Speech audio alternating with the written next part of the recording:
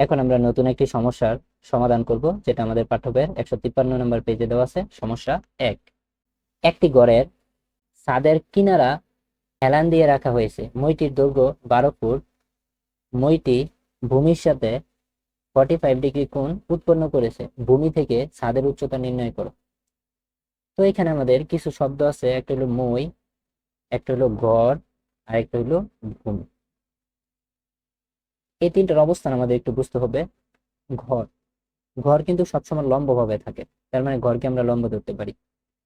মই, মই কিন্তু একদম লম্ব বা খাড়াখাড়ি ভাবে থাকে না, কারণ মই যদি একদম লম্ব বা খাড়াখাড়ি আকারে থাকে তাহলে কিন্তু মই তুমি সহজে ব্যবহার করতে পারবে না, পড়ে যাবা। মইটা কি থাকে? হেলান দেওয়া থাকে। হেলানটা কিসের মতো? অতিভুজের মতো। তাহলে মই হবে অতিভুজ। আর ভূমি কি? ভূমি তো আনুভূমিক থাকে, যেটা ভূমি।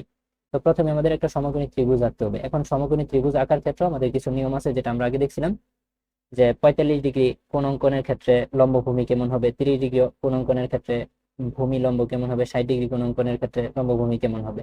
তো যেহেতু এখানে আমাদের 45 ডিগ্রি কোণ দেওয়া আছে, আমরা জানি 45 ডিগ্রি কোণ অঙ্কনের ক্ষেত্রে লম্ব আর ভূমি কি হয়?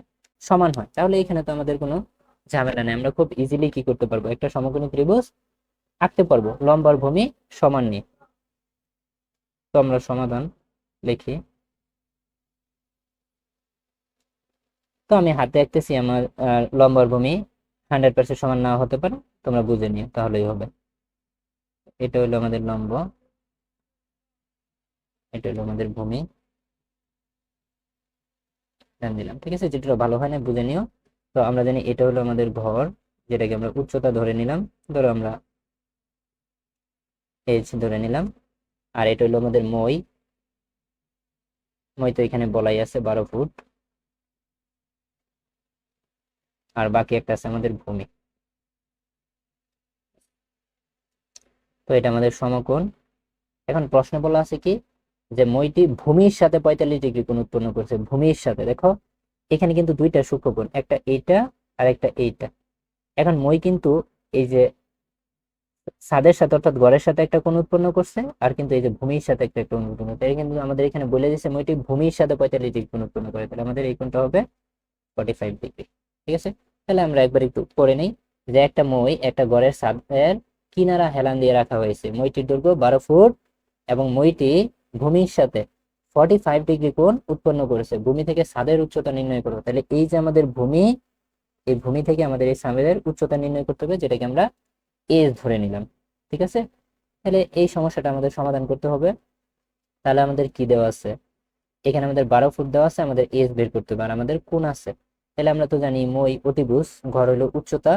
তাহলে অতিভুজ আর উচ্চতার মধ্যে আমাদের একটা সম্পর্ক নিয়ে আসতে হবে। ঠিক না? আমরা বলতে পারি সাইন 45 ডিগ্রি। সাইন মানে কি? লম্ব বাই অতিভুজ। সাইন 45 ডিগ্রির মান হলো 1/√2। এখানে h/12 ঠিক থাকবে।